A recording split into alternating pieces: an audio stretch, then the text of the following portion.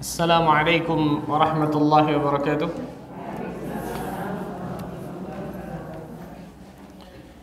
Innal hamdalillah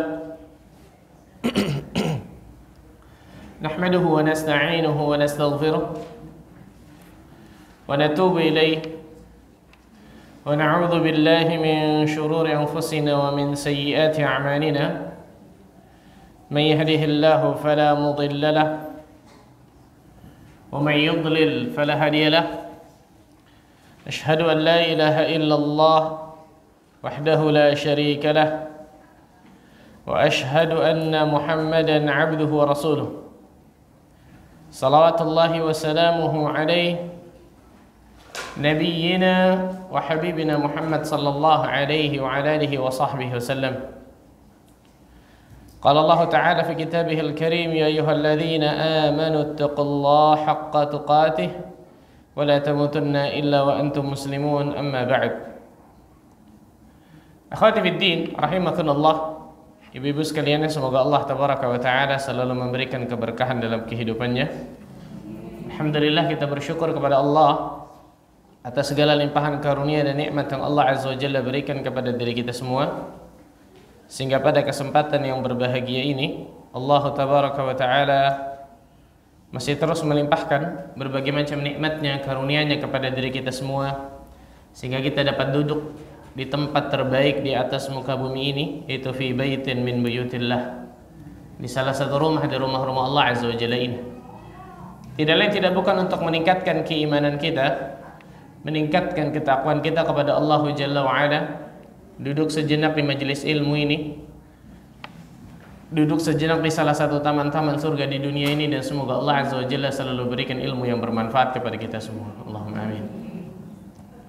Salat dan salam semoga tercurah kepada Rasulinal Karim, Nabi kita Muhammad sallallahu alaihi wasallam, Nabi akhir zaman, Nabi yang telah membawa kita dari zaman kejahilian, dari zaman kebodohan, dari zaman keterasingan akan ilmu, menuju zaman yang terang menerang akan ilmu syar'i, itu zaman as-sunnah. Ibu-ibu sekalian, pada kesempatan yang berbahagia ini insyaallah taala kita akan membahas tema yang sangat luar biasa pentingnya bagi setiap muslim dan muslimah, karena kita dihidupkan untuk itu. Tentang apa itu? Ikhlaskan ibadahmu. Allah azza wa jalla berfirman dalam surat Adz-Dzariyat, "Wa ma khalaqtul jinna wal insa illa liya'budun." Dan tidaklah aku, kata Allah, menciptakan jin dan manusia kecuali untuk beribadah kepada aku, kata Allah.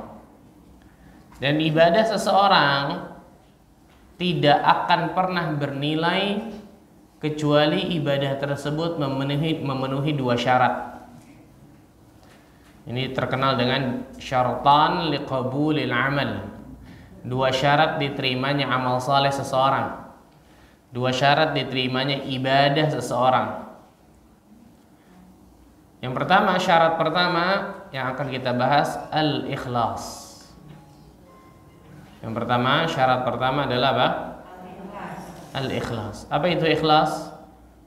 Nanti kita bahas. Yang kedua, al-ittiba'. Yang kedua, al-ittiba'. Apa itu ittiba'? Mengikuti atau mencontoh Rasul sallallahu alaihi wasallam dalam kita beribadah. Yang di dalam kita beribadah kepada Allah, kita wajib mengikuti, mencontoh apa yang diperintahkan, apa yang dicontohkan oleh Rasul sallallahu alaihi wasallam. Enggak boleh menambah-nambah, enggak boleh mengurang-ngurangi. Enggak boleh bikin sendiri. Ibu-ibu mau salat subuh lagi semangat nih, 6 rakaat lah. Boleh enggak, Bu? Enggak boleh. Karena Rasul sallallahu alaihi wasallam mencontohkan berapa? 2 rakaat selesai. Itu ittiba', mengikuti dan mencontoh Rasulullah sallallahu alaihi wasallam. Ini dua syarat mutlak agar amal saleh kita diterima oleh Allah. Salah satunya saja hilang, tidak akan pernah diterima amal saleh kita. Ikhlas kita, masya Allah nih, karena Allah azza wa jalla kita beribadah, tapi tadi nggak mengikuti contoh Nabi, ditolak. Atau mengikuti contoh Nabi sallallahu alaihi wasallam tapi nggak ikhlas, itu juga apa? Ditolak oleh Allah azza wa jalla, tidak diterima oleh Allah. Nah, pada kesempatan berbagi ini kita akan bahas yang pertama itu tentang al-ikhlas. Salah satu syarat mutlak diterimanya amal saleh atau ibadah seseorang. Ibadah seseorang tidak ada keikhlasan, tidak akan pernah diterima selama-lamanya amal ibadah itu. Dan ingat ya, ikhlas yang kita bahas ini bukan nyambung tentang masalah ujian, cobaan, musibah. Bukan itu. Itu ikhlas bahasa Indonesia. Yang kita bahas ikhlas secara syar'i. Contoh, ikhlas bahasa Indonesia nih. Kalau bapak ibu atau ibu-ibu disakiti orang, hatinya sakit luar biasa. Biasa orang lain ngomong ke kita apa? Ikhlasin saja sudah. Betul ya? Bukan ikhlas itu yang kita bahas.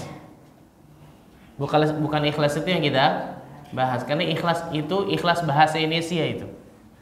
Seharusnya itu sebenarnya ridho. Seharusnya apa? Ridho.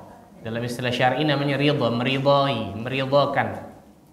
Ikhlas yang kita bahas ini nyambung sama ibadah, nyambung sama amal saleh yang kita lakukan. Maka saya berikan judul ikhlaskan ibadahmu. Ibadah.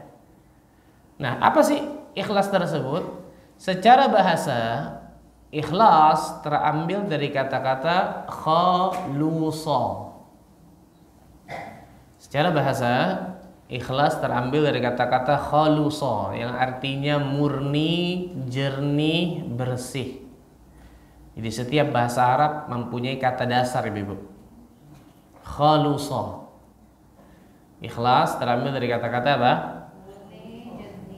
Terambil dari kata-kata dulu, khalusa, betul ya? Khalusa artinya apa? Murni, jernih, bersih. Allah Azza wa Jalla menggunakan kata-kata ikhlas ini dalam Al-Quran dalam beberapa ayat. Salah satunya Allah Azza wa Jalla berfirman di dalam surat An-Nahl, surah 16 ayat 66. Surah ke-16 An-Nahl ayat ke-66. Allah Azza wa Jalla berfirman, "Wa inna lakum fil an'ami la'ibrah." Dan sesungguhnya dalam binatang ternak itu ada pelajaran yang kalian bisa ambil. An-Nahl 66. Dalam binatang ternak itu ada pelajaran yang kalian bisa ambil. Apa itu? Nusqikum mimma fi butunihi min baini farthin wa damin labanan khalisa. Kami berikan minum kalian dari perut binatang ternak itu yang kami pisahkan antara darah dan hewan, antara darah dan kotoran hewan tersebut, labanan khalisa, susu yang ikhlas, susu yang murni, jernih, bersih, sa'ighal lisyaribin, yang nikmat diminum oleh para peminumnya. Saya mau tanya Ibu, kita anggap ini misal susu ya. Pernahkah kita temukan dalam segelas susu yang murni ada setetes darah hewan masuk? Enggak. Pernahkah kita temukan dalam segelas susu yang murni ada setitik kotoran hewan masuk? Nggak ada, karena Allah Azza wa Jalla telah berjanji dalam Al-Quran akan memisahkan antara darah hewan, kotoran hewan, keluarnya susu yang ikhlas, keluarnya susu yang murni. Nah, itulah gambaran keikhlasan kita harusnya dalam beribadah kepada Allah. Nggak boleh susu yang murni ini tercemari dengan darah, dengan kotoran, nggak boleh. Hatta satu tetes sekalipun. Nah, makanya para ulama mengatakan itu secara bahasa tadi khuluso, murni, jernih, bersih. Para ulama menjelaskan beberapa definisi ikhlas banyak, tapi kurang lebih hampir-hampir mirip. Kita akan berikan beberapa definisi. Yang pertama, definisi ikhlas yang pertama, menjadikan Allah satu-satunya tujuan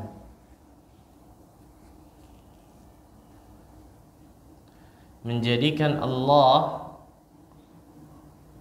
satu-satunya tujuan dalam menjalankan ketaatan atau dalam ibadah.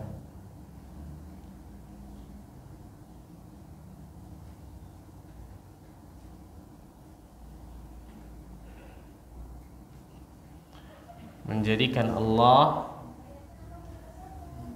satu-satunya tujuan dalam menjalankan apa? Ketaatan. ketaatan atau ibadah. Jadi kita jadikan Allah Azza wa Jalla sebagai satu-satunya apa?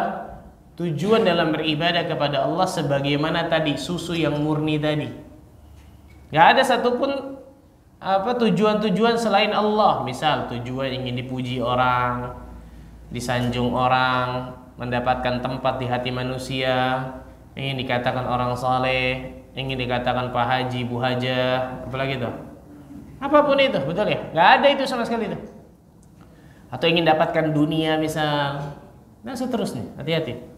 Seseorang beribadah kepada Allah, salat subuhnya tadi, dari takbiratul ihram sampai salam semuanya mengikuti Nabi sallallahu alaihi wasallam, ittiba. Benar-benar luar biasa. Tapi salat subuhnya supaya dilihat camer. Tahu camer? Burung.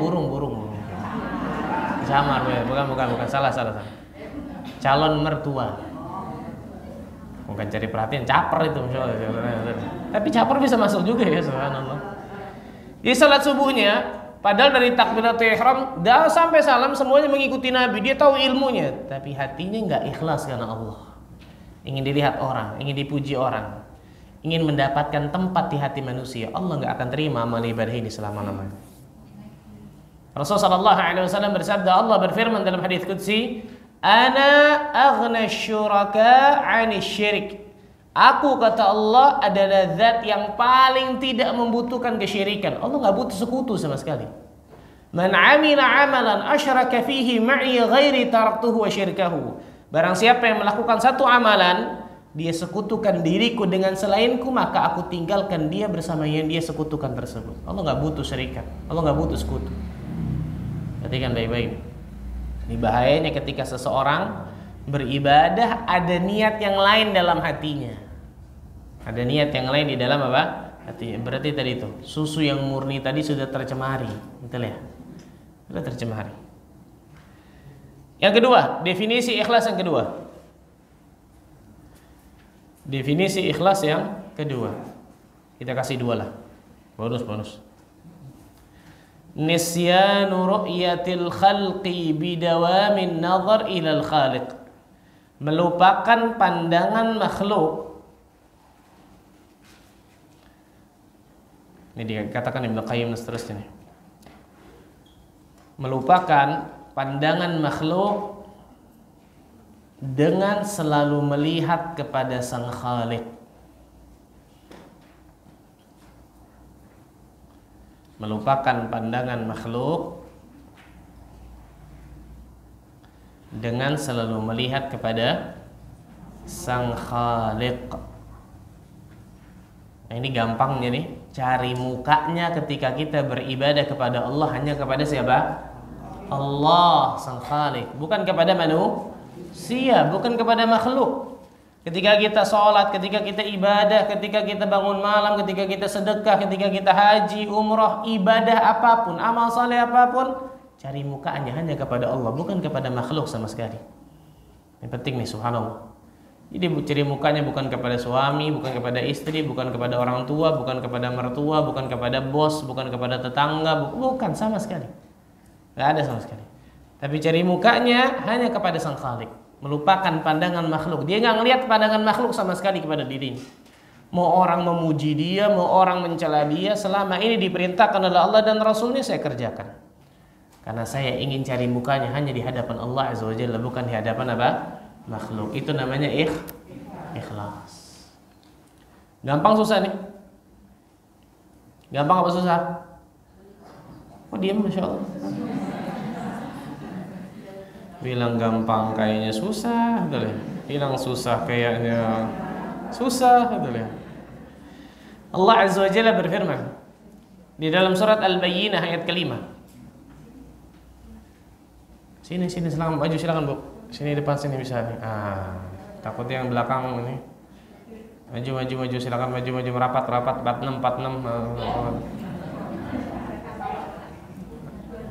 Takutnya yang belakang nanti nggak dapat ini.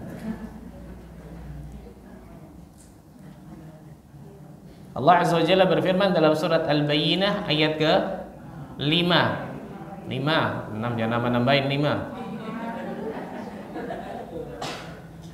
Allah Azza wa Jalla berfirman, "Wa ma umiru illa liya'budu liya'budullaha mukhlishina lahud-din hunafa. Padahal mereka, kata Allah Azza wa Jalla, tidak disuruh, tidak diperintahkan kecuali hanya menyembah kepada Allah dengan mengikhlaskan, memurnikan ibadah ketaatan hanya kepadanya dalam menjalankan agama yang lurus. Allahu Akbar, subhanallah. Ini diantara dalil yang paling jelas kalau masalah ikhlas. Insya Allah ayat ini selalu keluar nih. Al-Bayyinah ayat kelima. Ayat yang lain di dalam surat Az-Zumar ayat ketiga. Surat 39 Az-Zumar ayat ketiga.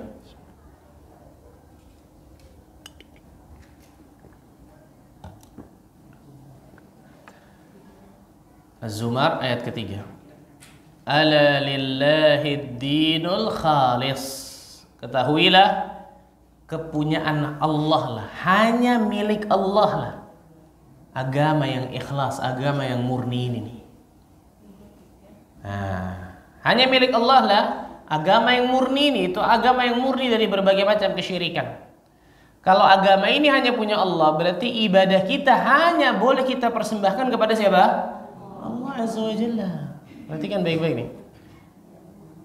Dan tapi beratnya, ibu-ibu sekalian, manusia ini suka dipuji. Betul, Bu? Ibu-ibu suka dipuji apa suka dicela? Oh, dicela kayaknya, Masya Allah ini. Orang yang fitrahnya masih lurus pasti suka dipuji. Nah, yang jadi masalah adalah ketika diri kita mencampurkan nih ibadah kita yang harusnya ikhlas lillahi ta'ala, tapi kita juga berharap pujian makhluk kepada kita. Allah nggak terima ini. Nah, ini yang beratnya di sini nih. Fitrah manusia itu suka dipuji pasti, nggak ada manusia suka dicela. Tapi ketika manusia mencampur adukan antara pujian makhluk kepadanya ketika dia beribadah kepada Allah, kemudian juga apa? Mengharapkan dari Allah, Allah nggak terima. Karena berarti susu yang murni tadi tercemar tuh. Betul ya? Susu yang murni luar biasa, Masya Allah. Ada seorang sahabat bertanya kepada Nabi sallallahu alaihi wasallam dalam hadis yang hasan yang riwayat Imam An-Nasa'i dari Abu Umamah.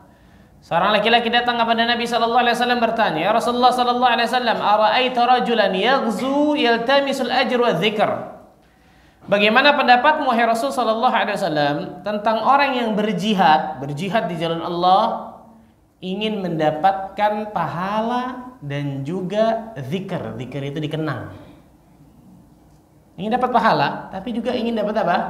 Namanya dikenang, disanjung, dipuji, betul ya? Kata Rasulullah, syai'alahu, dia nggak dapat apa-apa itu. Orang ini kembali bertanya, ya Rasulullah SAW, orang ini ingin dapat pahala, ingin juga ingin dikenang namanya ketika dia berjihad. La syai'alahu, nggak dapat apa-apa dia. Orang ini ketiga kali bertanya, ya Rasulullah SAW, ada seorang berperang ingin dapatkan pahala, ingin dapatkan juga dikenang namanya, dipuji. Maka Rasul mengatakan, innallaha la yaqbalu minal amali illa ma kana lahu khalisan wa btughiya bihi wajhu. Sesungguhnya Allah Azza wa Jalla tidak akan pernah menerima satu amalan pun kecuali amalan tersebut ikhlas dan hanya mengharapkan wajah Allah semata. Allahu Akbar. Nah, disinilah pentingnya seorang muslim dan muslimah benar-benar menjaga bagaimana amal ibadahnya itu hanya untuk siapa? Gampang susah? Diam lagi, Masya Allah. Susah, saya yang jawab lah, betul ya? Susah. Perhatikan nih, saya sebutkan kata-kata para ulama tentang masalah mengikhlaskan niat. Imam Ahmad bin Hanbal rahimahullah ta'ala beliau mengatakan, amrun niyah syadid. Perkara niat itu perkara yang berat, kata beliau. Perkara niat itu perkara apa? Berat, gak main-main. Niat kita kadang-kadang lurus, kadang-kadang belok, betul ya? Kadang-kadang belok kanan, belok kiri, putar balik, lompat, betul. Itu niat. Summiyal qalbu li'annahu yataqallab. Dinamakan dalam bahasa Arab hati itu al-qalbu karena dia selalu apa? Berbolak-balik. Allahu Akbar.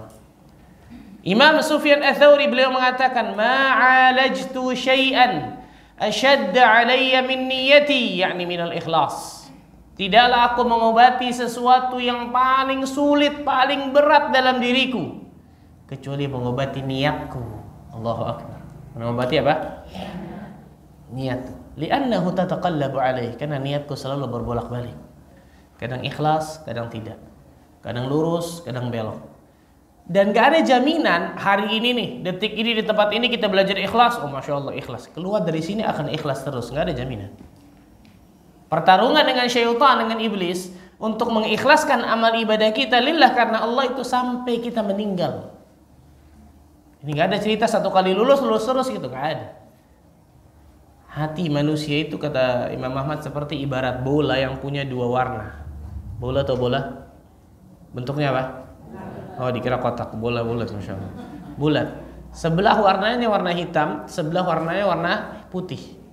Kemudian bola ini dilempar ke sungai kehidupan.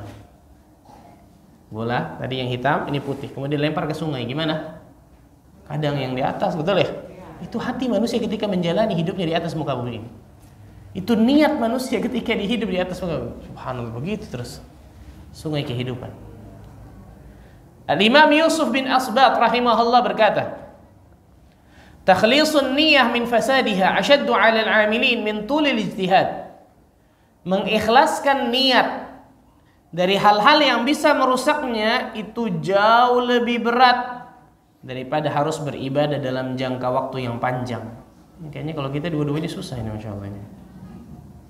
Jadi mengikhlaskan niat dari hal-hal yang bisa merusaknya, kata beliau, itu jauh lebih susah, jauh lebih berat daripada harus beribadah dalam jangka waktu yang panjang.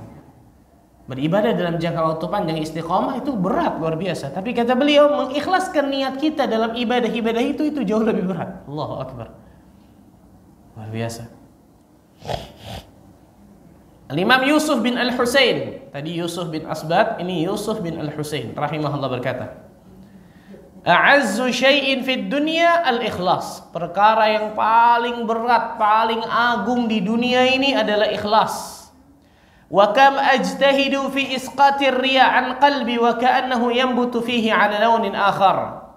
Sungguh betapa sering aku berusaha mengobati riya' di dalam hatiku, namun tiba-tiba riya' itu muncul dengan tunas yang baru, muncul dengan bentuk yang baru. Bayangkan, subhanallah.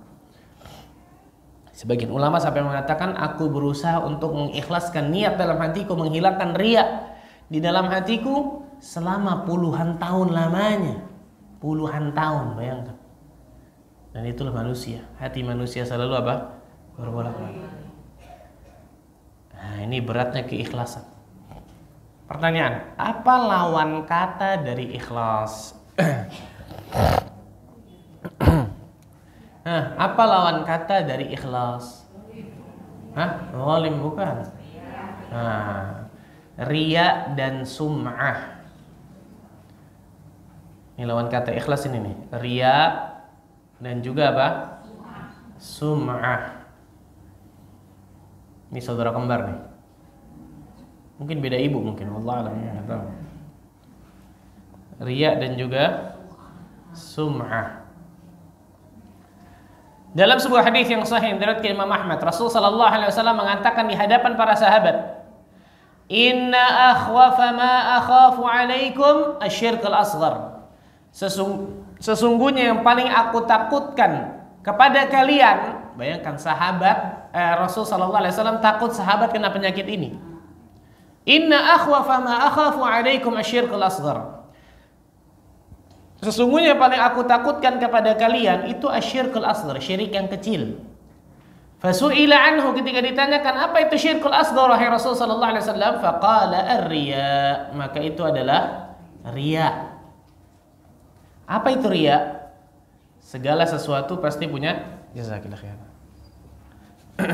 Segala sesuatu dalam bahasa Arab pasti punya kata dasar. Riya terambil dari kata-kata ro'a yara, yang artinya melihat. Ro'a yara, yang artinya apa? Melihat.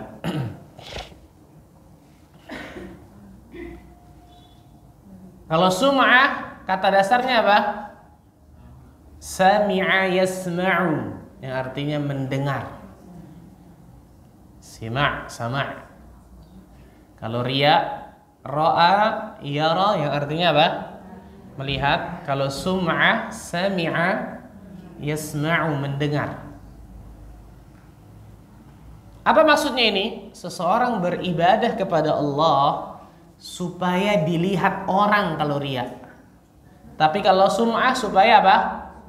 Didengar orang. Nah, bedanya cuma satu dilihat, satu apa? Didengar. Jadi riya itu memperlihatkan amal soleh kepada orang lain supaya dipuji, disanjung, mendapatkan tempat di hati manusia. Kalau sum'ah memperdengarkan amalannya kepada orang supaya dipuji, disanjung, mendapatkan tempat di hati manusia. Dua-duanya asyirkul asghar. Dua-duanya syirik kecil. Oh, syirik kecil Pak Ustaz. Syirik kecil berarti dosanya dosa apa? Dosa besar. Perhatikan baik-baik ya. Jangan tertipu dengan kata-kata kecil nih. Oh, cuma syirik kecil. Nggak pakai cuma. Menempati dosa yang atas itu. Setelah syirik besar, syirik kecil di bawahnya, baru dosa-dosa besar yang lain di bawahnya tuh. Dosa membunuh, dosa berzina, dosa minum khamr itu di bawah dosa syirik kecil. Berarti dosa yang luar biasa besar, nggak main-main. Jangan tertipu dengan kata-kata apa? Kecil. Para ulama menyebutkan syirik besar dan syirik kecil hanya untuk membedakan itu kan itu. Nah, Nabi SAW takut para sahabat kena penyakit ini. Kalau Rasul SAW takutkan para sahabat kena penyakit ini, apalagi dengan kita, luar biasa. Sahabat ini yang keimanannya tidak pernah kita ragukan, ketakwaannya kepada Allah luar biasa, kedekatannya kepada Allah. Tapi Rasul takut sahabat kena penyakit ini, apalagi kita. Dan memang riya dan sum'ah ini memang penyakitnya para salihin. Penyakitnya orang-orang saleh. Penyakitnya orang-orang yang beramal saleh. Bukan penyakitnya orang-orang yang berbuat maksiat dan dosa, bukan. Contoh, orang yang bisa minum khamar 2 gentong. Mungkinkah manusia akan memuji orang ini? Enggak. Oh, jangan dekat-dekat nih, ahlul maksiat, balak nih, kan gitu ya. Tapi coba lihat seorang pemuda selalu sholat berjamaah ke masjid 5 waktu, kajian selalu datang istiqomah, masya Allah, multazim ala sunnah, memperlihatkan sunnah pada dirinya. Orang-orang insya Allah akan muji nih, masya Allah ya, saleh orang ini. Tapi ketika kita senang dengan pujian orang, nah ini lampu kuning ke lampu merah nih. Bukan lampu kuning lampu hijau, lampu kuning ke lampu merah, bahaya nih. Kalau kita beribadah, beramal saleh, melakukan ketaatan kepada Allah, kemudian senang ketika dipuji orang, oh ini bahaya banget ini. Bisa jadi kemudian kita makan pujian. Tahu makan pujian? Ini bukan makan nasi, makannya pujian. Senang dipuji orang ketika kita beribadah kepada Allah. Allah nggak akan pernah terima nih. Asyirkul asghar, syirik yang kecil. Nah, lawan kata ikhlas itu ini nih, riya dan juga apa? Sum'ah. Jadi lawan kata ikhlas bukan memaksa diri. Perhatikan baik-baik nih. Banyak orang nanya, Pak Ustaz, dia beribadah kepada Allah tapi dia paksa dirinya supaya ibadah. Itu ikhlas nggak ya? Ya bisa jadi ikhlas. Contoh, ibu-ibu mau salat malam. Kalau ibu-ibu nggak maksa diri ibu-ibu untuk bangun malam, kira-kira bangun nggak? Nah, jujur bagus, masya Allah ini. Betul. Kita mau sedekah, kalau kita nggak paksa diri kita untuk sedekah, kira-kira sedekah nggak? Enggak, pelit, betul ya. Bahkan kata para ulama, amal ibadah itu awalnya harus dipaksakan, baru lama-kelamaan mendapatkan kenikmatan. Nah, jadi bukan lawan kata ikhlas itu memaksa diri. Perhatikan baik-baik nih. Bisa jadi dia memaksa dirinya untuk beribadah dan hatinya ikhlas. Karena lawan kata ikhlas itu tadi apa? Riya dan sum'ah, bukan memaksa diri. Subhanallah. Bisa dipahami ini? Allah Azza wa Jalla berfirman di dalam surat Al-Baqarah ayat 264. Ini gambaran orang-orang yang bersedekah riya karena manusia. Al-Baqarah 264. 264 atau 264? 264. 2 dulu tulis, bisa itu 6, bisa itu 4. Ya, udah. Allah Azza wa Jalla berfirman, "Ya ayyuhalladzina amanu la tubtilu sadaqatikum bil manni wal adha كالذي ينفق ماله رئاء الناس ولا يؤمن بالله بالله واليوم الآخر فمثله كمثل صفوان عليه تراب فأصابه وابل فتركه صلدا لا يقدرون على شيء مما كسبوا والله لا يهدي القوم الكافرين. Wahai orang-orang yang beriman, kata Allah, janganlah engkau merusak sedekah kalian. Janganlah engkau menghancurkan sedekahmu dengan mengungkit-ungkit pemberian, menyakiti hati orang. Seperti apa itu? Seperti orang yang berinfak karena manusia, riya. Nah, infaknya, sedekahnya riya karena manusia. Dia tidak beriman kepada Allah dan hari akhir. Perumpamannya seperti apa? Perumpamaan orang itu adalah seperti batu yang licin, yang di atasnya ada tanah atau debu. Batu itu licin, di atasnya ada tanah atau debu. Kalau batu itu bolong-bolong, kita lemparkan debu di atasnya, paling tidak ada nyangkut debunya di bolong-bolong itu, betul ya? Tapi kalau licin, nggak ada yang tersisa, betul ya? Bukan cuma itu. Fa'asabahu wabilun fatarakahu salda. Kemudian Allah timpakan wabil. Wabil itu hujan yang lebat luar biasa. Maka kalian akan melihat batu itu kembali licin. Itu gambaran yang tragis bagi orang-orang yang beribadah kepada Allah, riya, contohnya sedekah. Allah tidak akan berikan sedikit pun pahala, nggak akan Allah berikan kepada orang ini. Yang ada sebaliknya, nanti kita bahas azab yang khusus, siksa yang khusus yang akan menanti orang-orang yang tidak ikhlas ketika dia beramal saleh. Na'udzubillah. Ini gambaran yang luar biasa. Mereka tidak memperoleh sesuatu apapun dari apa yang mereka kerjakan, dan Allah Azza wa Jalla tidak memberi petunjuk kepada orang-orang kafir. Nah, setelah kita mengetahui bahwa apa itu ikhlas, apa itu riya, apa itu sum'ah, beratnya keikhlasan. Nah, yang paling terpenting dari ini adalah apa kiat-kiat agar selalu ikhlas di dalam amal ibadah. Apa kiat-kiat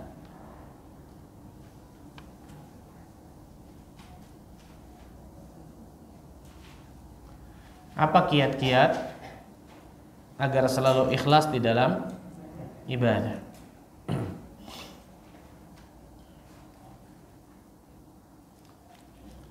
Yang pertama, perhatikan kiat-kiat ini. Paling tidak kalau kita nggak bisa hafal semuanya, paling nggak beberapa. Dan kita praktekkan, kita amalkan dalam kehidupan kita. Kenapa? Karena setiap hari kita ibadah. Setiap hari kita beramal soleh, betul ya? Kalau seseorang tidak mengetahui apa kiat-kiat agar selalu ikhlas, tidak mempraktekannya, tidak mengamalkan dalam kehidupannya, kemudian nanti dilihat di hari kiamat ternyata banyak amalan yang tidak ikhlas, fala yalumanna illa nafsah. Maka jangan salahkan kecuali dirinya sendiri. Na'udzubillah. Kiat yang pertama, selalu mengecek niat. Selalu mengecek niat.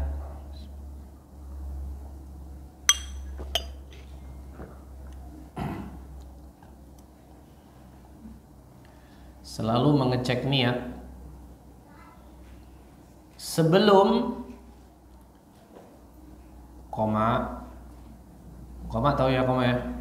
Jangan tulis koma, jangan. Selalu mengecek niat sebelum koma, ketika,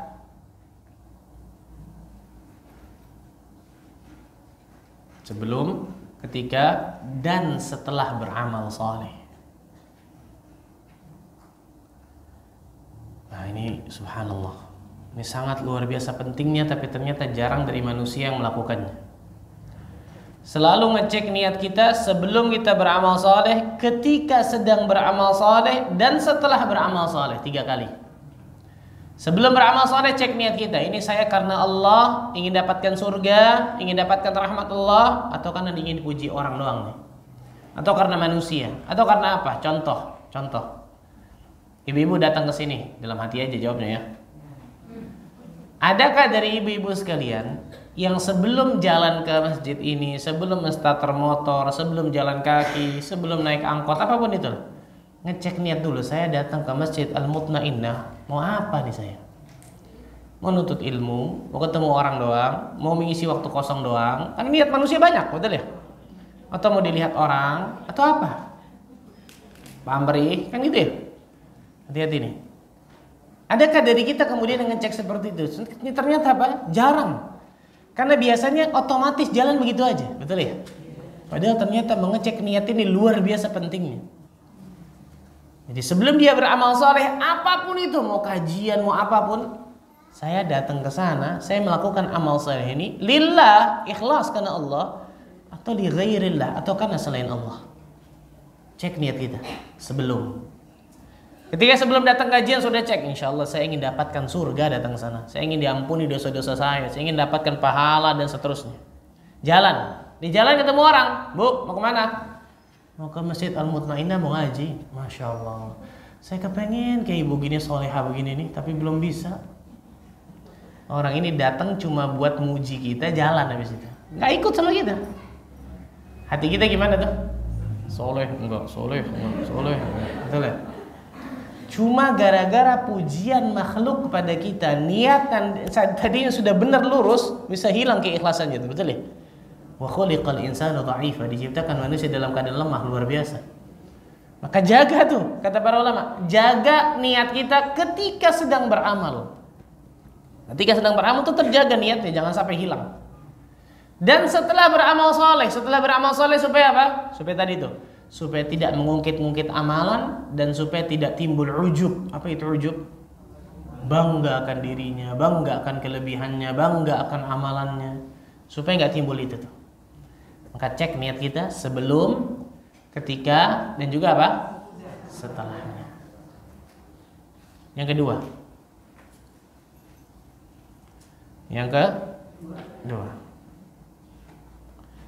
Menyadari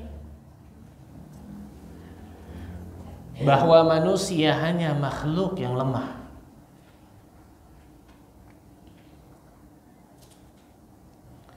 Menyadari bahwa manusia hanya makhluk yang lemah,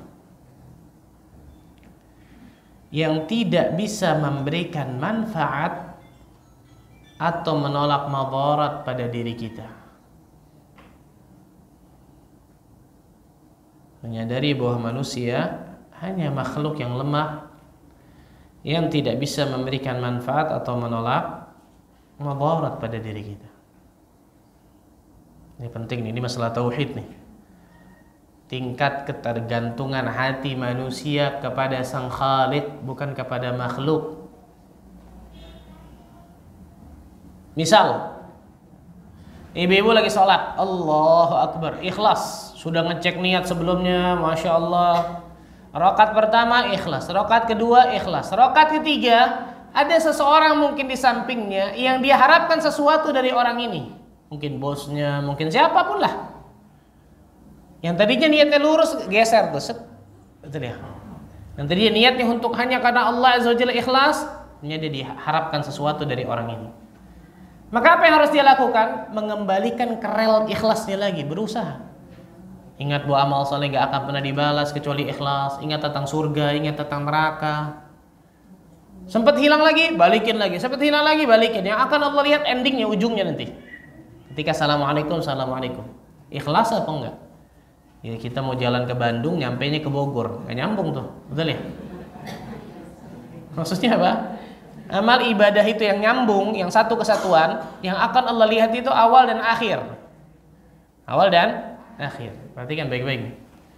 Ketika muncul dalam hati kita sesuatu nih, mengharapkan pujian dari orang, mengharapkan dunia dari dia. Wah, dia orang besar, dia pejabat, dia ini. Dia makhluk sama kayak kita. Nggak bisa apa-apa dia. Nggak bisa memberikan manfaat kepada kita, nggak bisa menolak madarat dalam diri kita kecuali Allah yang kasih izin baru bisa. Betul? Betul. Mau dia orang terkaya di dunia lagi, mau dia orang terpandang di dunia, mau dia orang raja paling terbesar di dunia, makhluk lemah. Kalau Allah bilang mati sekarang, mati, selesai. Masa kepada orang seperti ini kita harapkan sesuatu darinya? Yang nggak punya surga, nggak punya neraka, betul ya? Ingat, masukkan dalam hati kita nih. Ini bukan kemudian merasa diri kita lebih dari dia ya, bukan itu maksudnya. Tapi supaya kita tidak berharap sedikit pun kepada apa? Makhluk. Apa kata para ulama? Di dunia ini banyak sekali kekecewaan, tapi kekecewaan yang paling berat adalah ketika kita menyandarkan hati kita kepada makhluk. Itu pasti kecewa. Pasti kecewa. Hati-hati nih, subhanallah. Nabi SAW mengatakan nanti di hari kiamat Allah Azza wa Jalla akan menyuruh orang-orang yang riya pergi kepada orang-orang yang dia riakan dulu di dunia. Idhabu ila alladhi idza kuntum tura'una bi'amalikum fid dunya hal tajiduna 'indahum jazaa'a. Allah akan menyuruh kepada orang-orang yang riya di dunia, pergi kalian kepada orang-orang yang kalian riakan dulu di dunia. Orang yang riya kepada bosnya, pergi ke bosnya. Orang yang riya kepada gurunya, pergi ke gurunya. Orang yang riya kepada mertuanya, pergi ke mertuanya. Hal tajiduna 'indahum jazaa'a. Apakah kalian akan mendapatkan balasan dari mereka? Mustahil. Yaumul qiyamah, nafsi, nafsi, diriku dan diriku. Manusia akan hanya memikirkan dirinya dan dirinya, enggak sempat mikirkan nasib orang lain gimana. Maka sadari dalam hati kita, manusia yang kita harapkan sesuatu darinya, siapapun manusia ini, dia makhluk. Makanya ulama, orang yang berilmu, hidupnya aziz, hidupnya itu mulia. Kenapa? Nggak pernah dalam hatinya sedikit pun bergantung kepada makhluk. Nggak ada. Nggak ada. Coba tuh lihat. Para ulama itu hidupnya luar biasa nikmat. Kalau kita bergantung kepada siapapun, wah habis selesai. Tapi kalau kita bergantung kepada Allah, wah itu kenikmatan besar. Ibu-ibu bergantung sama contoh, sama siapa? Suami, betul ya? Wah siapa lagi yang bisa berikan rezeki kalau bukan suami? Nggak boleh ini, perhatikan baik-baik. Nggak boleh nih. Berapa banyak orang ketika ditinggal mungkin meninggal dari suaminya mengatakan perkara-perkara yang ternyata apa? Nggak boleh dia katakan itu. Dia mendapatkan rezeki dari suaminya, betul, itu sebab. Tapi yang memberikan rezeki siapa? Allah tabaraka wa ta'ala. Perhatikan baik-baik. Yang ketiga, kiat agar selalu ikhlas. Yang ketiga,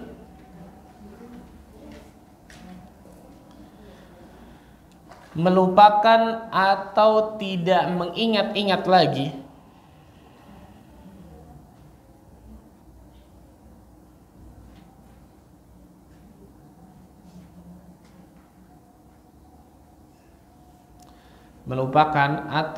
mengingat-ingat lagi amal soleh yang sudah kita kerjakan.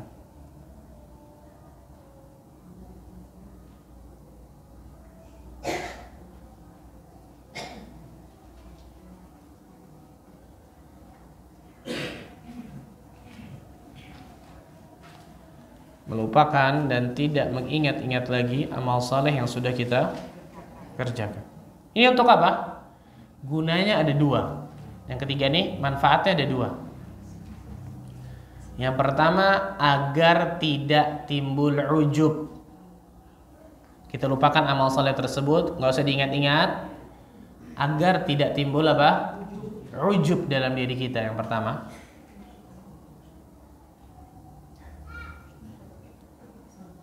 agar tidak timbul ujub nanti di kemudian hari.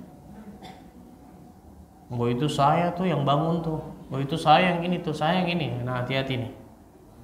Yang kedua, agar tidak mengungkit-ngungkit amal salehnya. Udah lupain sudah. Agar tidak mengungkit-ngungkit amal salehnya tersebut di kemudian hari.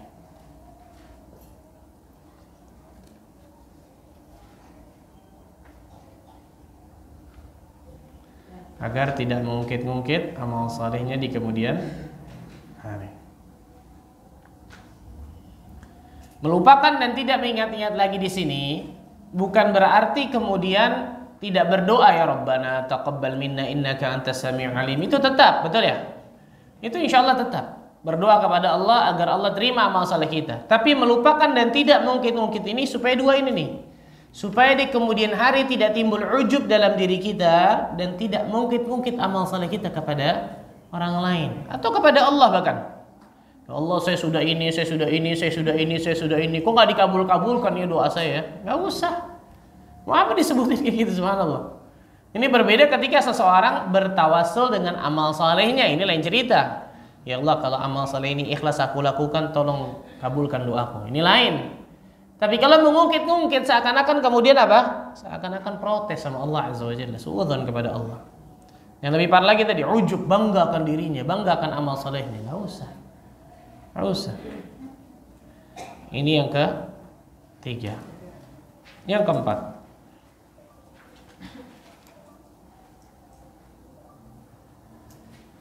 Yang keempat.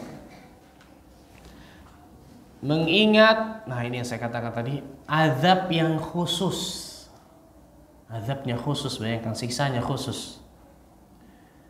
Mengingat azab yang khusus yang Allah sediakan bagi orang-orang yang tidak ikhlas ketika ibadah. A'udzubillahi min dzalik. Mengingat azab yang khusus yang Allah sediakan bagi orang-orang yang tidak ikhlas. Azabnya khusus, bayangkan.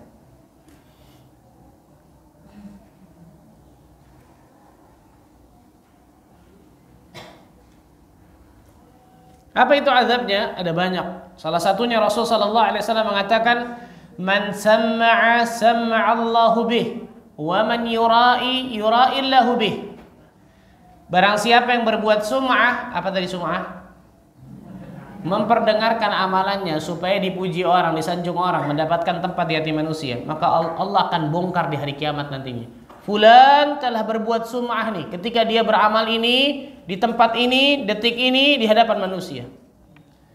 Wa man yura'i yura'illahu bih. Barang siapa yang berbuat riya, apa riya tadi?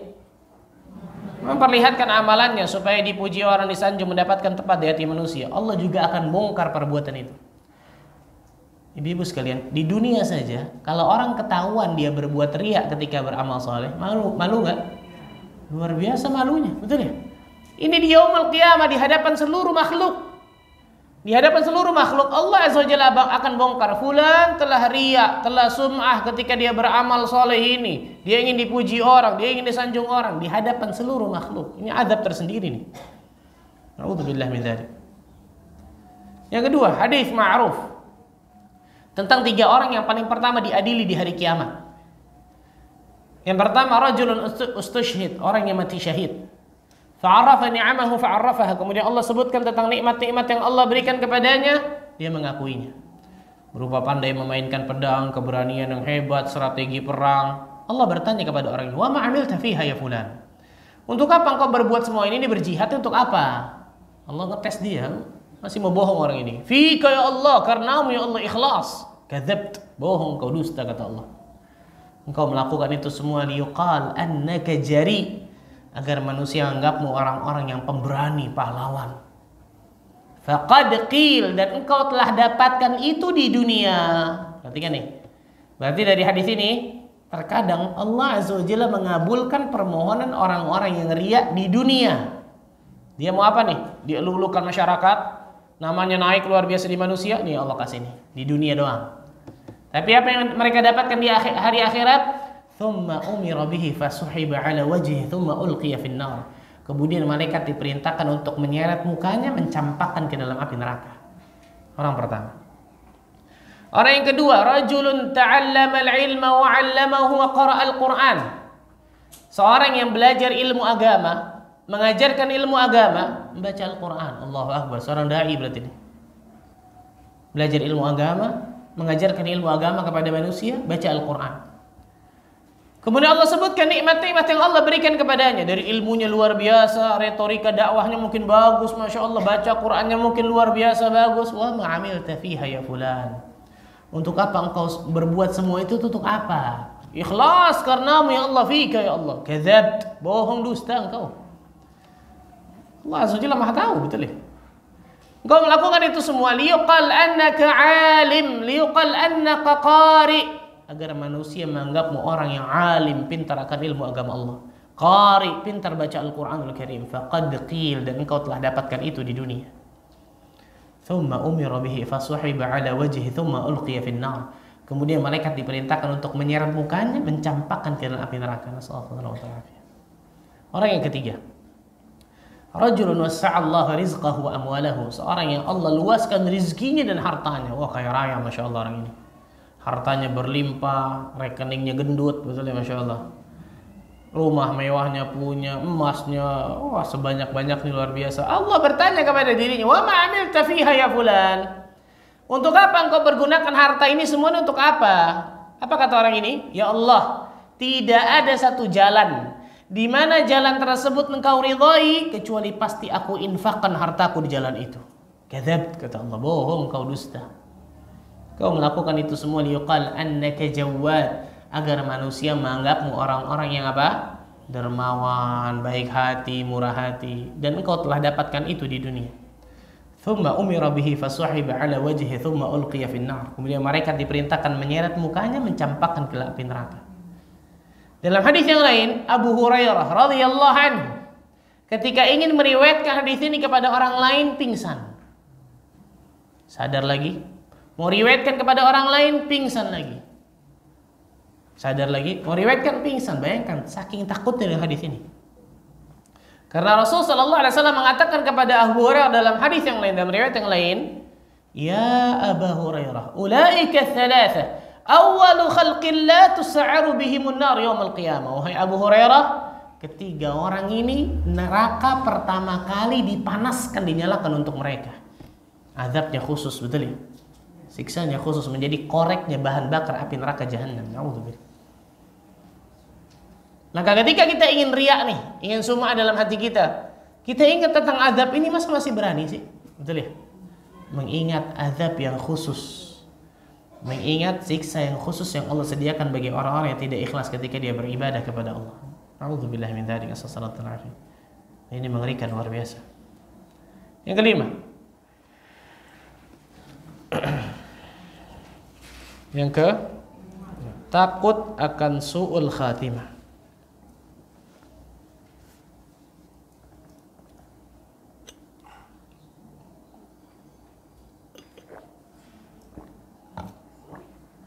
Takut akan su'ul khatimah.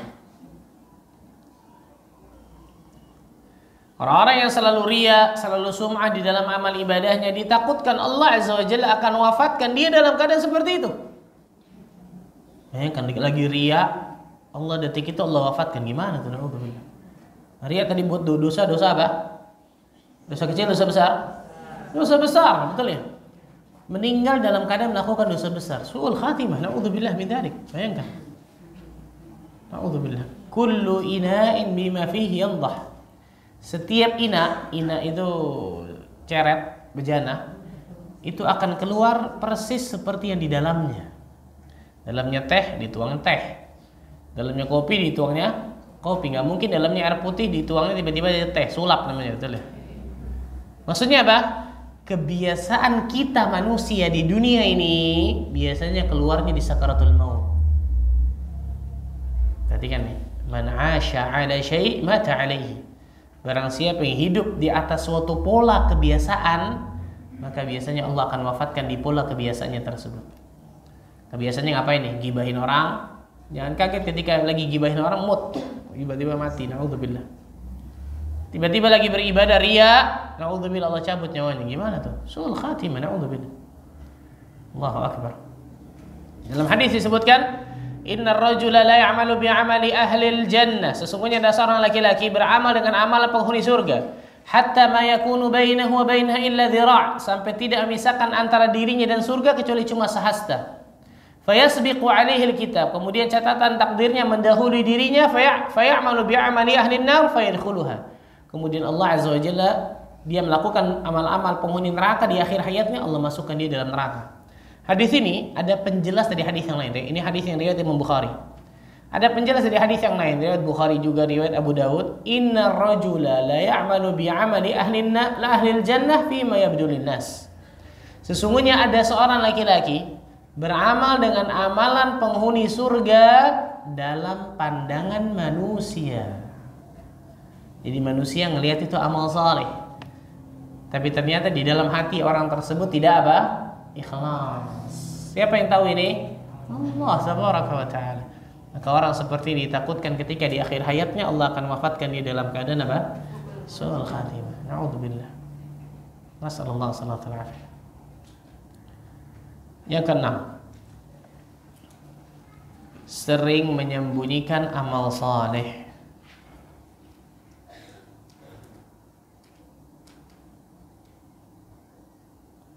Sering menyembunyikan amal saleh.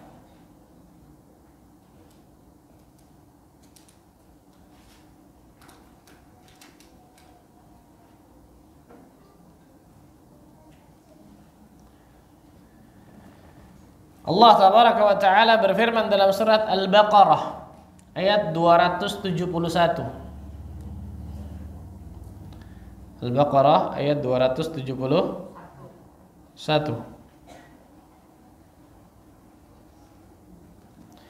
In tubdu sadaqati fa ni'mahi wa in tukhfuha wa tu'tuha al-fuqara fa huwa khairul lakum.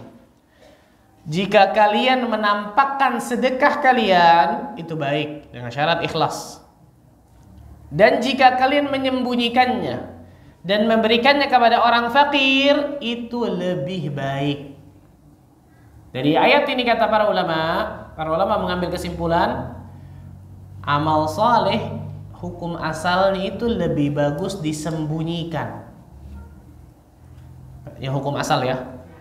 Amal saleh itu lebih bagus hukum asalnya disembunyikan, kecuali dua keadaan. Dari ayat ini nih, amal saleh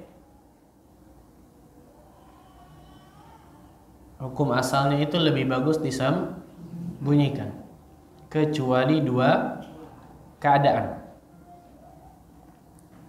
Yang pertama, amal saleh yang tidak bisa disembunyikan.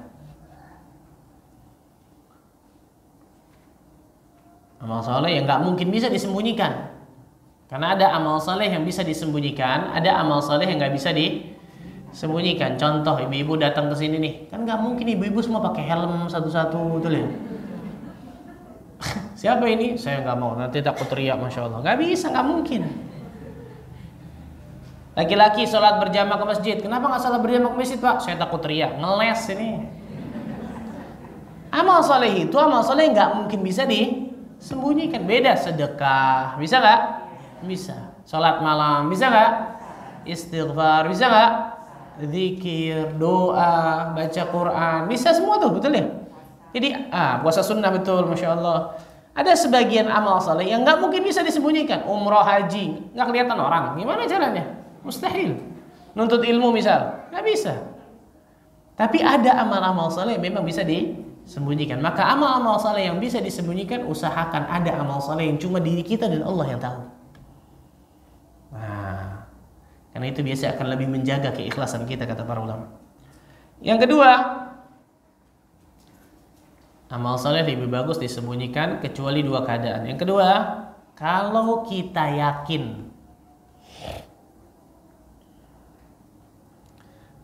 yakin, amal saleh yang kita kerjakan akan diikuti orang lain.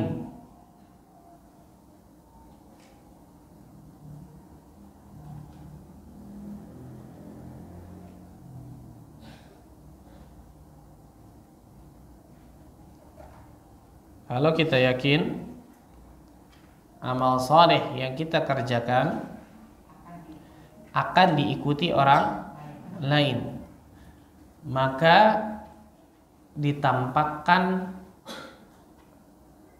lebih bagus.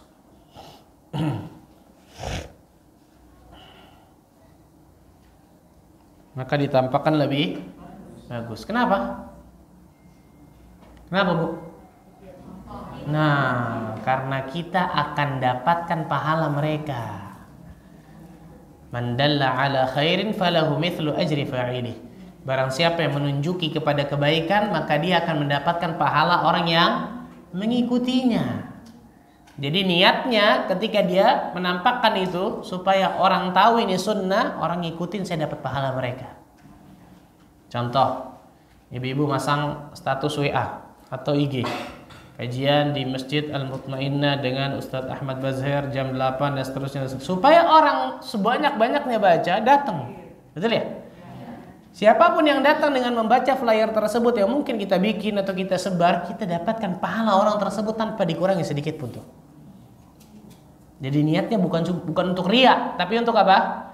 Mendapatkan pahala mereka berdakwah, kan itu ya? Nah ini boleh jelas, bahkan lebih bagus kita akan dapatkan pahala mereka. Tapi kata para ulama, yang kedua ini tetap penjarakan niatnya, tetap jaga niatnya. Niat awalnya benar bagus supaya orang datang, masya Allah. Orang yang datang itu datang, masya Allah. Gara-gara ente nih kita baca datang ke sini, masya Allah. Hati kita gimana? Iya dong. Lisan kita sih nggak ngomong, masya Allah, betul ya? Tapi hati kita, oh iya. Kalau anak nggak sebar nanti nggak datang ke sini, masya Allah. Hati-hati nih. Niat awalnya sudah benar untuk menyebarkan, untuk mendapatkan pahala orang lain, tapi gara-gara pujian orang bisa hilang lagi tuh, hati-hati. Maka perhatikan baik-baik. Abu Bakar As-Siddiq radhiyallahu anhu ketika dipuji oleh orang doa, Allahumma la tu'akhidni bima yaqulun. Ya Allah, jangan azab diriku dari apa yang mereka katakan kepadaku. Waghfir li ma la ya'lamun, dan ampuni diriku dari apa yang mereka tidak ketahui. Waj'alni khairan mimma yadhunnun, dan jadikan diriku lebih baik dari apa yang mereka persangkakan kepadaku. Allahu Akbar. Itu seorang Abu Bakar As-Siddiq ketika dipuji orang lain doa seperti ini. Nah, hafal doanya? Kayaknya nggak pernah dipuji ibu-ibu, insyaallah. Celah orang mulu, insyaallah. Inti yang paling terpenting ketika dipuji orang lain, kita beribadah jangan gayung bersambut. Dipuji orang, oh, kurang, tambah pujiannya tambah. Alah. Masukkan dalam hati kita, pujian sama dengan ujian. Yang pertama pakai P, yang kedua P-nya dihilangin. Pujian, sanjungan sama dengan apa? Ujian. Ujian tersedih yang Allah kasih kepada kita. Lulus apa enggak itu? Nah, salah satunya ini sering menyembunyikan amal saleh. Rasulullah sallallahu alaihi wasallam bersabda, "Inna Allah yuhibbul 'abda at-taqiyyal ghaniyal khafiyya." Sesungguhnya Allah mencintai seorang hamba yang bertakwa, yang kaya hatinya, dan al-khafi. Apa itu al-khafi? Orang yang sering menyembunyikan amal salehnya. Allah cinta kepada orang ini. Makanya kalau kita lihat para ulama salaf terdahulu hebatnya luar biasa dalam menyembunyikan amal saleh mereka. Ada ulama salaf yang setiap malam ngeronda, bukan cari maling. Ngapain? Memberikan bantuan kepada fakir miskin setiap malam. Jadi beliau mutar, kemudian ditaruh di depan rumah fakir miskin tersebut uang, gandum, beras, makanan dan seterusnya. Fakir miskin ketika buka pagi hari, wah dari siapa, masya Allah nih? Gak tahu mereka. Yang saya takjub adalah selama puluhan tahun gak ketahuan. Coba hebatnya bayangkan, masya Allah. Ketahuannya kapan? Meninggal. Gak ada lagi yang bagi-bagi, betul ya?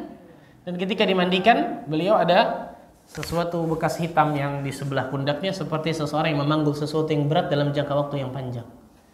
Ketahuannya ketika meninggal, oh Allah nikmat sudah. Orang mau muji, mau celah gak ada urusan, sudah meninggal, selesai. Betul ya? Nah, maka ketika kita beramal soleh, gak perlu pasang status. Habis sholat malam hati tenang ya, gak perlu. Betul ya? Tadi sedekah gimana gitu, gimana emang, subhanallah, betul ya? Nggak perlu, subhanallah. Allah Azza wa Jalla sudah pasti catat melalui malaikatnya. Nggak mungkin lewat itu amal soleh kita di malaikat kanan kiri kita, betul ya? Nggak mungkin ada kelewat amal soleh kita, nggak usah dicatat lagi di status. Kecuali tadi saya katakan untuk apa? Untuk dakwah, untuk orang lain tahu sehingga kita mendapatkan pahala orang. Tapi kalau cuma mau pamer nggak perlu. Selesai masalah umroh haji, betul ya? Selfie di depan Ka'bah.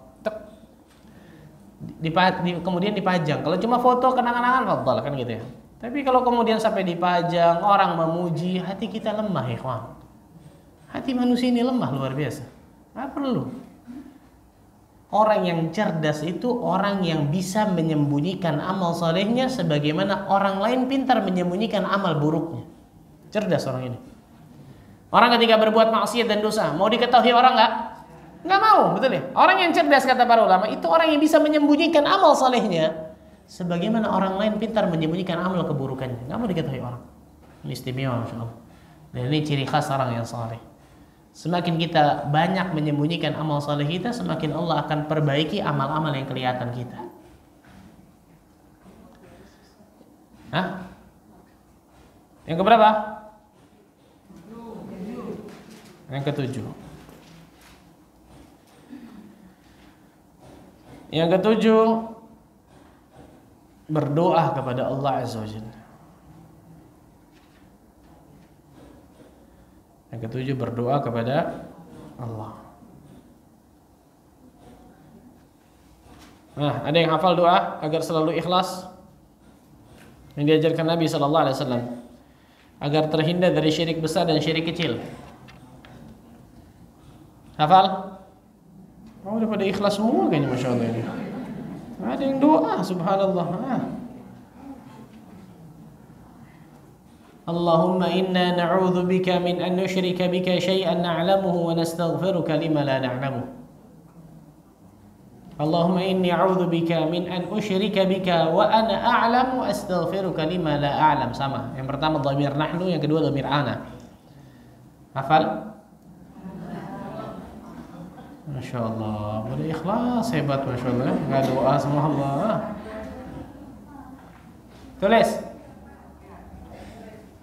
Tulis dihafal. Perhatikan ya. Saya ketemu lagi sini kapan nih? 2 bulan lagi Masya Allah ya. Saya tanya nanti Masya Allah. Satu-satu dah saya tanya nih. Udah hafal apa belum ya? Ini tulis, Masya Allah tulis. Ngafal kagak Masya Allah nih. Ini bukan buat saya betul ya. Buat siapa? Buat kita sendiri. Tulis, hafalkan, baca ketika sujud, baca ketika akhir tasyahud sebelum salam, baca ketika sepertiga malam, baca ketika hujan turun, baca di waktu-waktu istijabah doa. Betul ya? Allahumma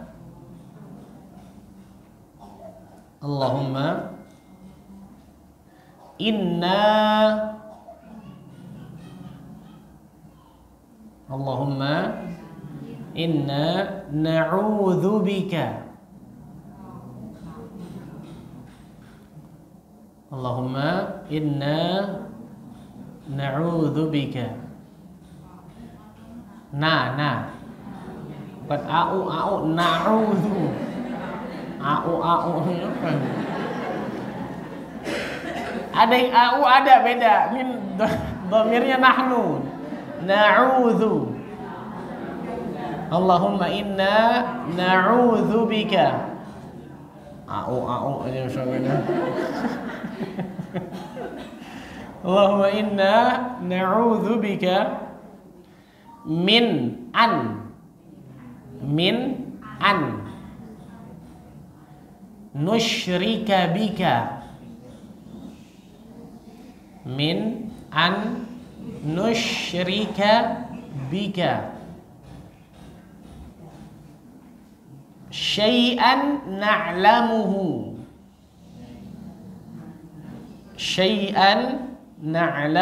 Allahumma inna na'udzu bika min an nusyrika bika syai'an na'lamuhu.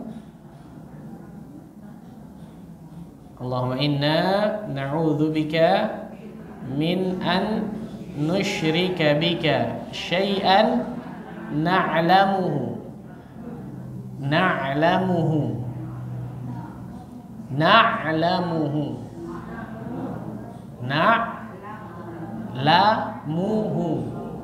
Nun, ain, lam, mim, ha.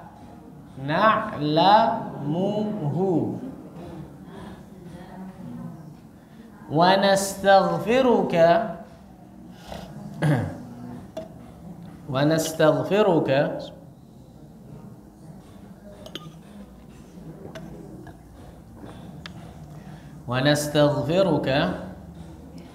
lima la na'lamuhu.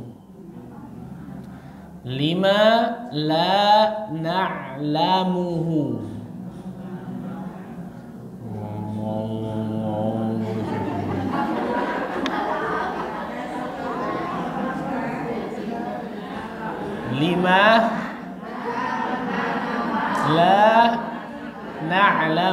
Wa nastaghfiruka lima la na'lamuhu.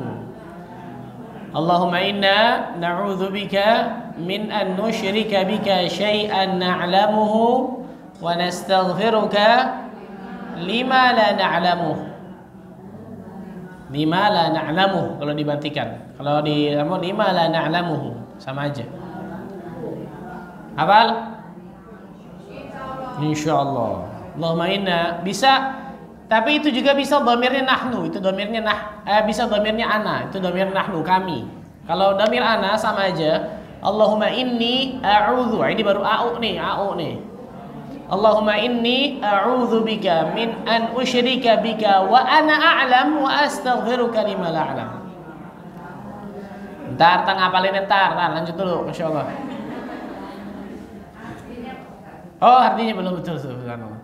Ya Allah, kami berlindung kepadamu. Ngapalin itu arti lupa. Ya Allah,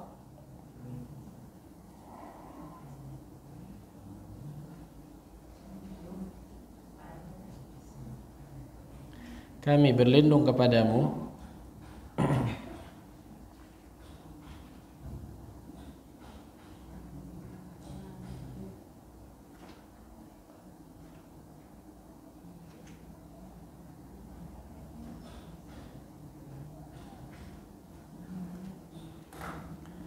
dari perbuatan syirik yang kami ketahui,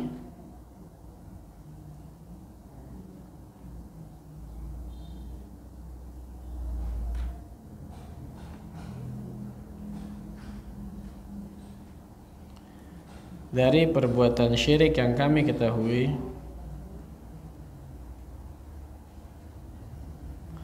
Ya Allah, kami berlindung kepadamu dari perbuatan syirik yang kami ketahui, dan kami minta ampun kepadamu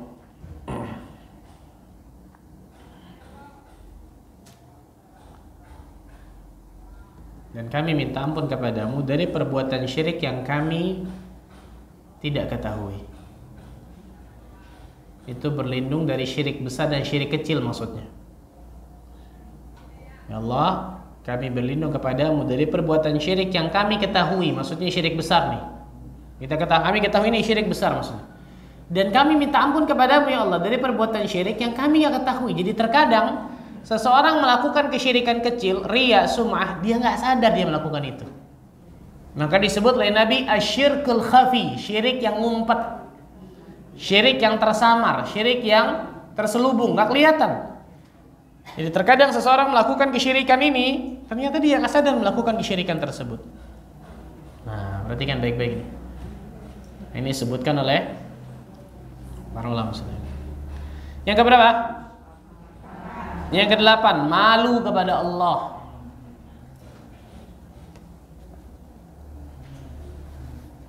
Masih lama zuhur ya, Masya Allah.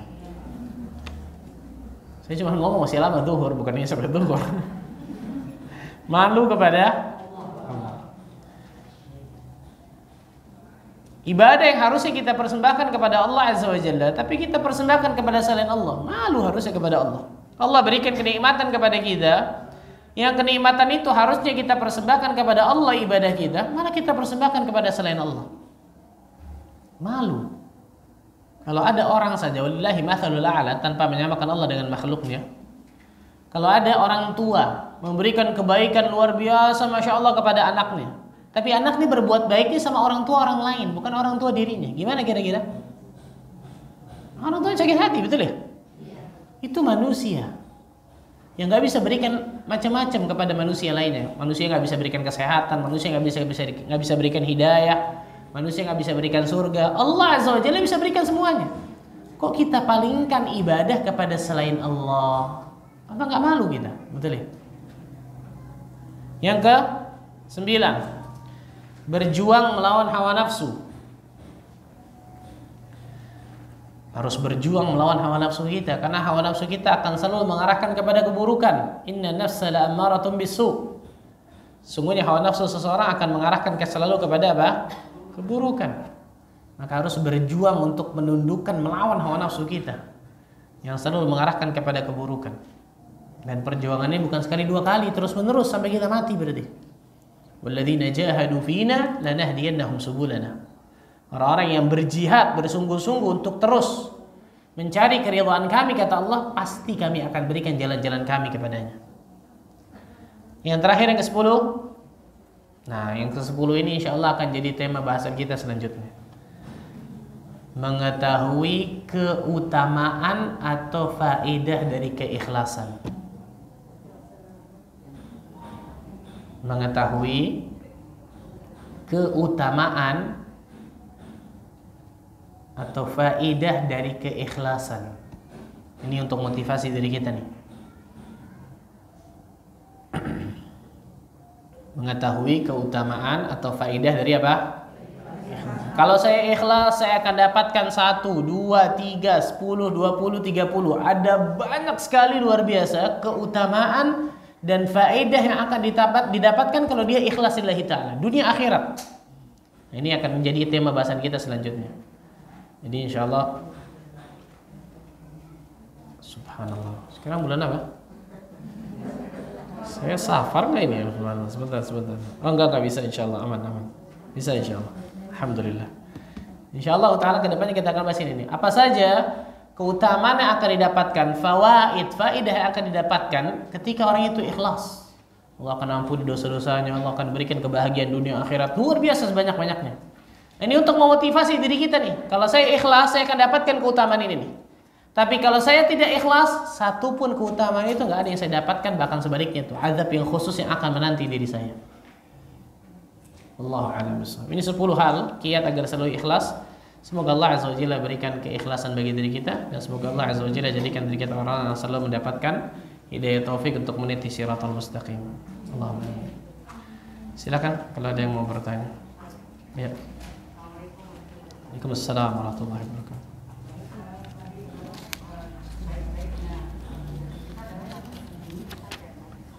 Nah. Yang bersembunyi, Ustaz. Bagaimana ketika kita melakukan ibadah sunnah berpuasa, tetapi diajak teman-teman itu makan apa gimana? Nolaknya gimana, Ustaz? Karena kita puasa tapi di sisi lain kita tidak mau nolak. Iya. Nah, sebenarnya bukan berarti ketika seseorang kelihatan atau ketahuan beribadah berarti dia pasti ria. Enggak. Yang paling terpenting contoh misal tadi tuh, ketika dia puasa sunnah Senin Kamis atau Ayyamul Bid, apapun itu, tiba-tiba diajak makan atau kemudian ditraktir atau kemudian berkunjung ke rumah teman, maka sebelum dia ngomong yang paling terpenting apa? Saya cuma ngabarin doang, Afwan saya lagi puasa. Selesai. Jangan ada dalam hatinya, Pak, ini nggak puasa sih, saya puasa sih, insyaallah. Jangan kayak gitu, perhatikan nih. Jadi ketahuannya amal ibadah kita ke orang lain bukan berarti hilang amal ibadah kita. Enggak. Yang paling terpenting apa? Hati kita. Hati kita.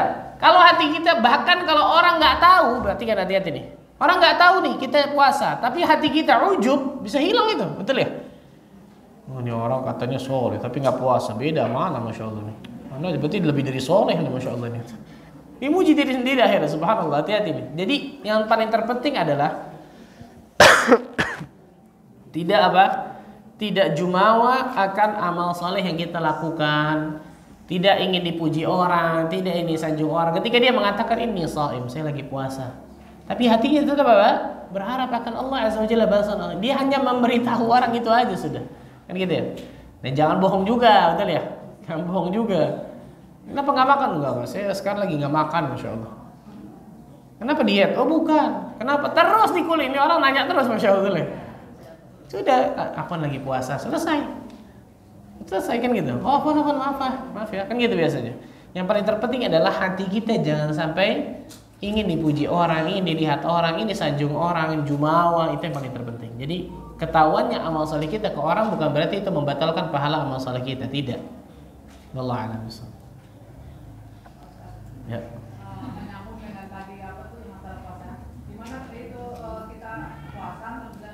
Udah ngabarin kalau kita puasa, dia bilang ya kasihan gitu kan, bilang kasihan, terus kita jawabnya apa? Kasihan nggak usah jawab, Bu, kasihan. Kan kalau ini sunnah di bulan Ramadan nggak apa-apa lah puasa gitu. Ya, iya kalau itu terserah kita. Sebenarnya boleh membatalkan puasa sunnah itu boleh. Boleh silahkan. Kalau kita memang ternyata misal kita diundang orang, memang undangannya untuk makan.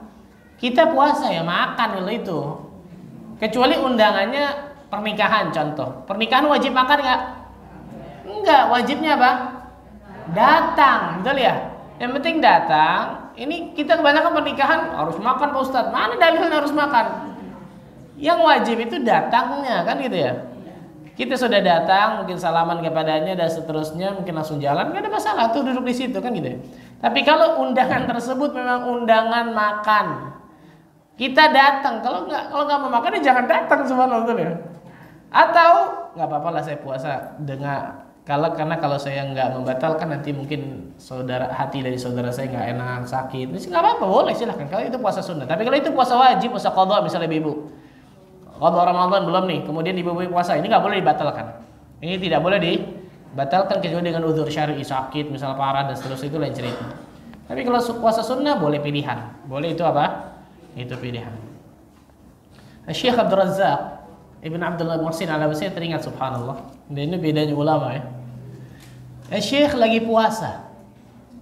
Syekh lagi puasa, datang ke sini, datang ke Indonesia lagi puasa. Subhanallah, beliau ngisi kajian habis maghrib kalau nggak salah. Sebelum ngisi kajian, mampir dulu di rumah salah satu jamaah yang memang dekat situ. Itu kalau nggak salah jam 5 atau setengah 6. 5 atau setengah 6. Syekh lagi puasa ini. Dipersilakan makan. Syekh makan bismillah.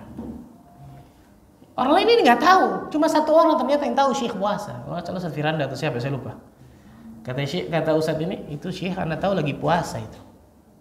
Jam 5 atau setengah 6, bayangkan luar biasa.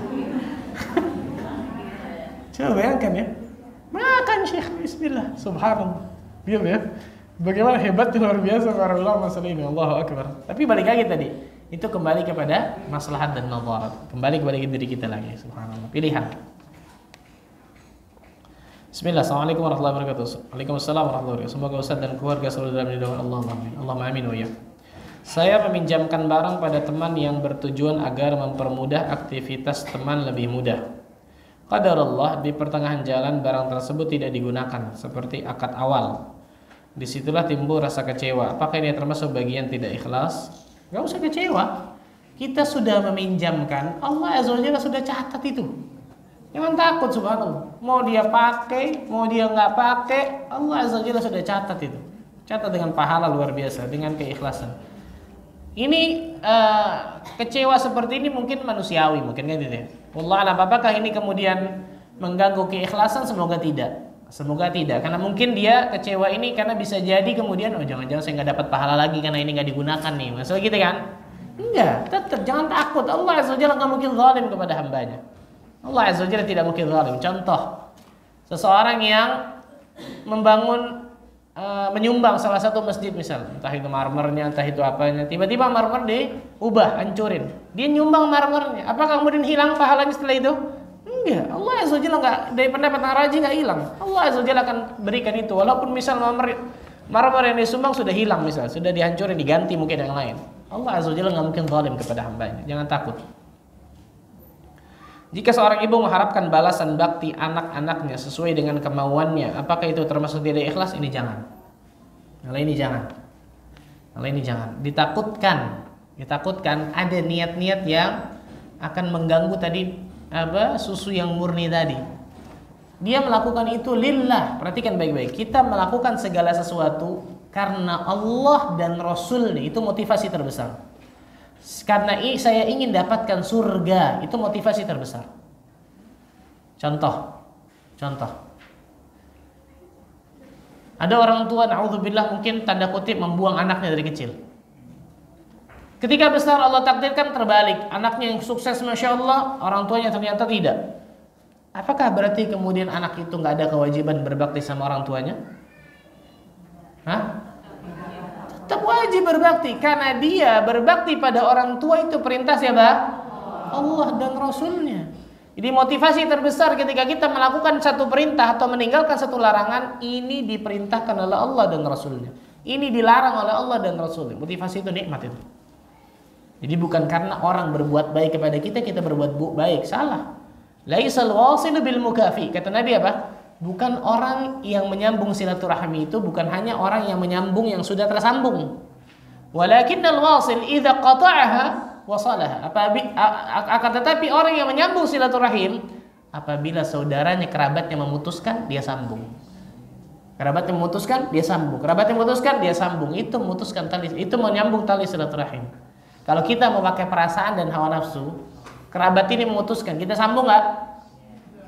Enggak, betul ya? Emang kerabat lo doang lo, kayak gitu ya? Itu kalau pakai apa? Hawa nafsu. Kalau pakai hawa nafsu betul. Tapi saya menyambung ini karena Allah dan Rasulnya. Perhatikan nih, motivasi terbesar dalam hidup kita harus itu. Jadi bukan ini, salah satu contoh orang tua kepada anak. Motivasi terbesarnya apa? Mendidik anak tersebut menjadi anak saleh dan salehah. Dengan itu otomatis itu akan panen pahala, Pak. Tanpa orang tuanya niatkan bahkan, subhanallah. Subhanallah. Karena kalau kemudian tadi itu balasan bakti anak sesuai dengan kemauannya. Kalau kemauan orang tuanya beliin rumah yang gedung, masya Allah dan seterusnya, anaknya nggak mampu. Apakah kemudian anaknya durhaka? Enggak kan gitu ya. Maka lebih ahsan jangan. Atau baiknya seorang ibu hanya melakukan tugasnya dan hanya mengharapkan dari Allah dengan mendidik sepenuhnya. Ini betul. Tanpa mengharapkan kelak anak kita membalas. Betul. Ini jawabannya sudah. Itu jawabannya. Hada ahsan, itu yang paling nikmat. Sama seperti misal suami dengan istri, pasangan hidup. Saya jalankan kewajiban saya, hak saya diberikan, saya minta sama Allah. Hak saya diberikan atau tidak, saya minta sama Allah. Itu nikmat hidup tuh. Itu nikmat hidup tuh. Karena kita nggak akan pernah ditanya tentang hak kita dikasih sama orang apa enggak. Nggak ditanya sama Allah tuh. Apakah orang menunaikan kewajibannya ke kita atau enggak? Allah nggak tanya tuh. Tapi yang ditanya kewajiban kita tunaikan apa enggak. Maka seorang suami misal, kewajibannya dia tunaikan tidak? Menjadi seorang kepala keluarga. Adapun dia diberikan haknya atau tidak kepada istrinya, minta kepada Allah Azza wa Jalla. Allah nggak mungkin zalim kepada hambanya. Sebaliknya seorang istri misal, saya sudah ini Pak Ustaz, saya sudah ini. Sibukkan dirimu dengan dirimu, memperbaiki diri, kewajiban dan seterusnya. Adapun haknya diberikan atau tidak, minta sama Allah. Allah nggak mungkin zalim. Itu nikmat luar biasa hidup seperti itu. Jadi motivasi terbesarnya adalah tidak lain tidak bukan adalah karena Allah dan Rasulnya. Wallahu a'lam bishawab. Yang lain? Silakan.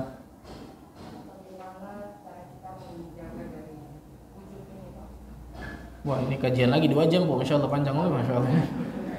Tapi secara singkat adalah al-ujub itu salah satu penyakit hati, betul. Maka sebagian ulama menyebutkan salah satu penyakit hati yang kronis yang bisa menghapuskan, menghancurkan pahala amal saleh kita. Jadi selain riya, selain sum'ah, satu lagi yang bisa menghancurkan ini, al-ujub. Bangga akan dirinya, bangga akan kelebihannya, bangga akan sesuatu yang Allah berikan kepadanya. Ini bahaya, hati-hati. Entah itu harta, entah itu ilmu, entah itu kelebihan, apapun itu. Jadi ternyata banyak atau ada orang-orang yang Allah berikan ujian dari kelebihan yang Allah kasih kepadanya. Entah itu kelebihan harta, kelebihan ilmu, kelebihan hafalannya, kelebihan apapun. Tapi ternyata itu jadi ujian buat dirinya. Hati-hati, subhanallah. Hati-hati nih. Gimana caranya? Salah satunya kata para ulama, mengingat bahwa seluruh kenikmatan ini datangnya dari Allah Azza wa Jalla semata. Bukan dari kehebatannya sama sekali. Qarun mengatakan innama utituhu ala ilmin indi.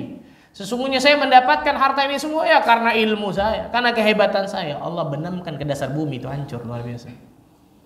Karena dia lupa bahwa semua kenikmatan yang Allah berikan kepadanya berasal dari mana? Allah. Wa ma bikum min ni'matin faminallah. Tidak ada satu kenikmatan yang kalian dapatkan kecuali itu semua datangnya dari Allah. Maka sadari dalam dirinya bahwa semua kelebihan yang ada pada saya ini Allah yang kasih, bukan saya. Bukan Allah subhanahu. Orang bisa suka sama kita, orang bisa ini, itu karena hebatnya tabir penghalang Allah dalam menutupi dosa-dosa kita. Bukan kehebatan kita sama sekali, tidak, subhanallah. Maka ingat tentang masalah tersebut tuh. Bahwa itu semua datang dari Allah. Kalau Allah mau cabut sebentar itu semua tuh. Betul ya? Sebentar. Subhanallah, saya teringat satu kisah Imam Al-Mawardi kalau nggak salah lagi ngajar seperti ini di hadapan muridnya. Tiba-tiba syaitan membisikkan dirinya untuk ujub. Jadi jangan ibu-ibu kira para ustadz, para ulama ini nggak ada syaitannya, betul ya? Syaitannya jenderal-jenderal juga sebenarnya yang ngegodanya. Ketika lagi ngajar seperti ini, syaitan membisikkan imam untuk ujub. Wah imam, engkau adalah orang yang paling alim di negerimu pada saat ini. Gak ada orang yang melebihi ilmumu, luar biasa.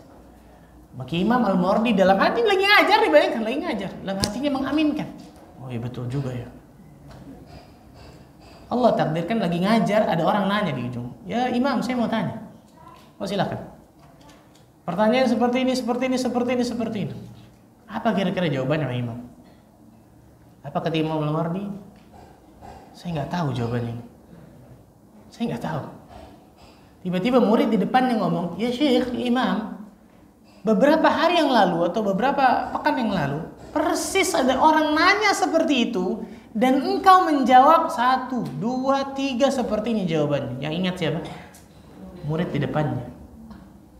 Allah hukum detik itu langsung luar biasa. Allah berikan apa? Allah berikan tanda kutip sentilan, gitu. Maka beliau mengatakan astagfirullah. Beliau duduk diam, astagfirullah, beliau istighfar. Beliau mengatakan, wahai murid-muridku, tadi syaitan datang kepada diriku membisikkan agar aku ujub. Tidak ada orang yang paling alim di negerimu kecuali engkau, yang paling berilmu luar biasa. Allah uji diriku langsung tuh dengan pertanyaan itu. Yang ingat padahal pertanyaan itu yang aku jawab, betul ya? Yang aku pernah jawab beberapa hari yang lalu tapi aku nggak ingat. Yang ingat muridku luar biasa. Maka jangan pernah ujub wahai murid-muridku. Allahu Akbar, detik itu langsung ambil pelajaran. Kalau Allah mau cabut sebentar, hilang itu semuanya, betul ya? Apa? Wah hartanya sih 7 turunan nggak habis. Siapa yang bilang? Sebentar hancur semua itu. Qarun kunci gudangnya diangkat oleh orang yang kuat lagi perkasa. Kunci gudangnya, bukan dalam gudangnya. Kita dalam berangkas nggak ada apa-apa, masya Allah, sepi banget tuh berangkas, betul ya? Berangkasnya nggak punya, masya Allah, betul ya? Lihat rekening sedih setiap rekening, betul ya? Subhanallah. Alhamdulillah ala kulli hal, betul ya? Subhanallah. Ini kunci gudangnya diangkat oleh orang perkasa. Itu kalau bahasa kita bukan 7 turunan lagi, mungkin 70 turunan, betul ya? Habis, hancur semuanya, ditenggelamkan oleh Allah Azza wa Jalla. Yatajaljal ila yaumil qiyamah. Terus menggulung itu sampai hari kiamat terjadi itu. Qarun dan semuanya. Hartanya, keluarganya, habis luar biasa. Apa yang mau kita banggakan coba? Semuanya itu pemberian Allah Azza wa Jalla. Jangan pernah ujub kepada manusia. Jangan pernah apalagi apa? Berjasa tentang dakwah ini. Jangan. Kita sabar. Kita yang butuh dakwah ini. Dakwah ini gak butuh kita sama sekali. Pantaskan diri kita di ranah dakwah ini, kata para ulama. Pantaskan dengan apa? Pantaskan dengan amal perbuatan kita, amal saleh. Jangan berbuat keburukan, jangan riya, jangan sum'ah, jangan tidak ikhlas.